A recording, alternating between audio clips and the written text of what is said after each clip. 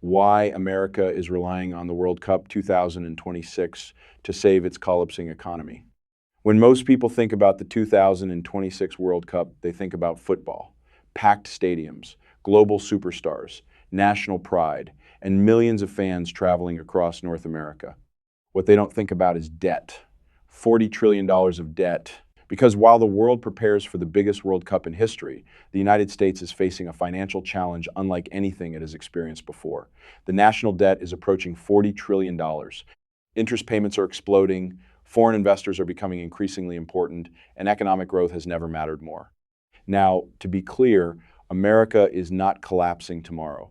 The lights aren't going out, banks aren't shutting down, and the world's largest economy isn't about to disappear overnight. But beneath the surface, cracks are beginning to appear. Cracks that most people never see. And that's exactly what makes World Cup 2026 so interesting. Because while politicians are talking about football, economists are talking about something very different. Money, lots of money, the kind of money America increasingly needs, the kind of money that arrives when millions of international visitors book flights, reserve hotels, attend matches, eat in restaurants, and spend billions of dollars across the country. On the surface, World Cup 2026 looks like a sporting event, but underneath, it may be one of the largest economic opportunities America has seen in years. And perhaps more importantly, it is arriving at exactly the moment America needs it most. To understand why, we need to talk about a number that has become impossible to ignore: $40 trillion. That is roughly how much debt the United States government owes. And unlike previous decades, the problem is no longer just the debt itself. The problem is the interest. For years, America benefited from ultra-low interest rates. The government could borrow money cheaply, refinance debt cheaply, and continue expanding spending without feeling too much pressure.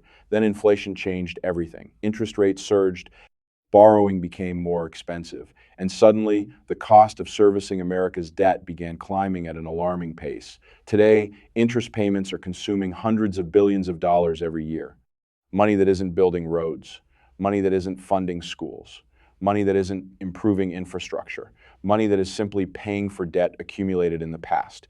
And every year, those payments get larger, which creates a dangerous cycle. More debt leads to higher interest payments. Higher interest payments increase deficits. Larger deficits require more borrowing, and more borrowing creates even more debt. The cycle feeds itself.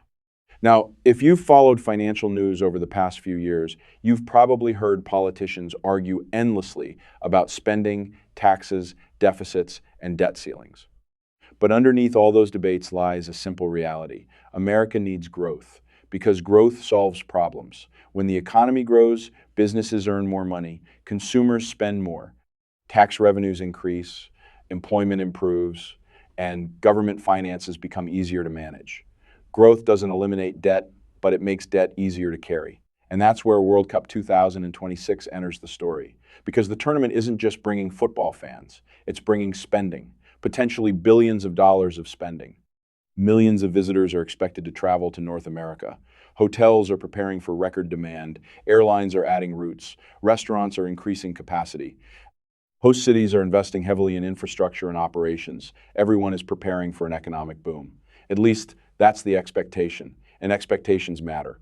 Because if those projections are accurate, the World Cup could generate billions in economic activity across the United States. The kind of economic activity politicians love. The kind of economic activity that creates jobs, generates tax revenue, supports local businesses, and boosts tourism. But here's where things become interesting. The World Cup isn't arriving during a period of economic strength and stability. It's arriving during a period of uncertainty. Inflation remains a concern.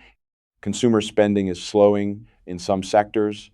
Interest rates remain elevated, and America's debt burden continues growing. In other words, the United States has become increasingly dependent on growth, which means major events like the World Cup suddenly become far more important than they might have been 20 years ago. And there's another reason: foreign money. Because despite being the world's largest economy, America depends heavily on foreign capital. Foreign investors buy treasury bonds. Foreign businesses invest in American markets. Foreign tourists spend money throughout the country, and foreign demand helps support economic activity. That's one reason economists pay close attention to international tourism. When millions of foreign visitors arrive, they bring more than excitement. They bring capital. They exchange currencies. They spend money, they support local economies, and those benefits ripple throughout the system.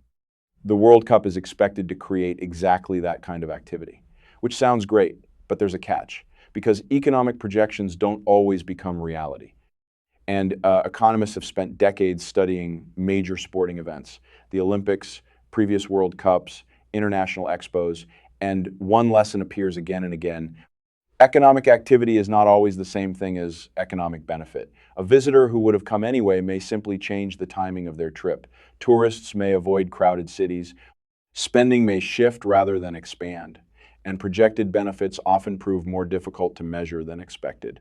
This doesn't mean the World Cup won't generate economic value. It almost certainly will. The question is whether the value generated will match the expectations surrounding it. Because expectations for World Cup 2026 are enormous. The biggest tournament ever, millions of visitors, billions of dollars, a global audience measured in billions.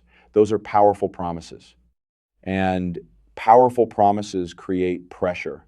Pressure on organizers, pressure on host cities, pressure on businesses, and pressure on politicians who have spent years promoting the tournament as an economic opportunity. But perhaps the most fascinating aspect of the entire story is this.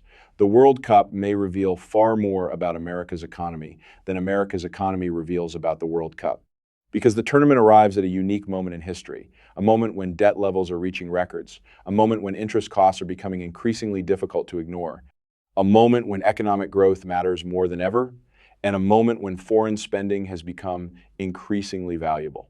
That's why World Cup 2026 isn't just a football tournament. It's an economic test, a test of consumer confidence, a test of tourism demand, a test of international spending, and perhaps most importantly, a test of whether America can continue attracting the foreign capital and economic activity it increasingly depends on. Will the World Cup solve America's debt problem? Of course not. Will it eliminate $40 trillion in debt? Absolutely not. Will it magically fix every challenge facing the economy? No. But that's not really the point. The point is that the United States needs growth, it needs investment, it needs spending, and World Cup 2026 is expected to deliver all three. The only question is whether it will deliver enough. Because if the tournament succeeds, it could become one of the most economically significant sporting events in modern history. But if expectations prove too optimistic, it may reveal something much bigger, that America's economic challenges run far deeper than any sporting event can solve. And that's why the biggest story of World Cup 2026 may not be the football at all. It may be what the tournament reveals about the future of the world's largest economy. Because while billions of people watch what happens on the pitch, economists will be watching something else entirely. Hotel occupancy rates, tourism spending, tax revenues, consumer activity, and signs of economic strength or weakness. Because for America, World Cup 2026 is about more than football. It's about growth, it's about confidence, it's about attracting the world, and perhaps in some small way, it's about buying time in the face of a problem worth nearly $40 trillion.